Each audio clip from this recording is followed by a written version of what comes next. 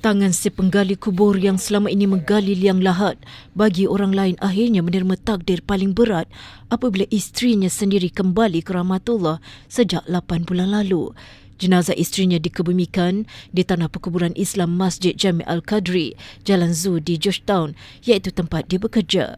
Ali Daro, 63 tahun atau lebih dikenali dengan nama Pak Ali, dalam kalangan penduduk setempat sudah memikul tanggungjawab sebagai penggali di tanah perkuburan berkenaan sejak tahun 1970-an.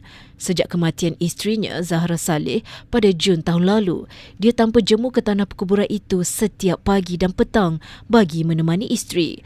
Pak Ali adalah generasi ketiga yang bekerja sebagai penggali kubur di masjid berkenaan dan kini anak perempuan dan cucunya mula menunjukkan keinginan membantu urusan di tanah perkuburan.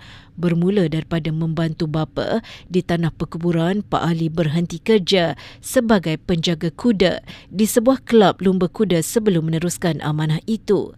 Selain menyimpan kisah duka, Pak Ali turut berkongsi pengalaman yang tidak dapat dilupakan di awal kerjayanya sebagai penggali kubur.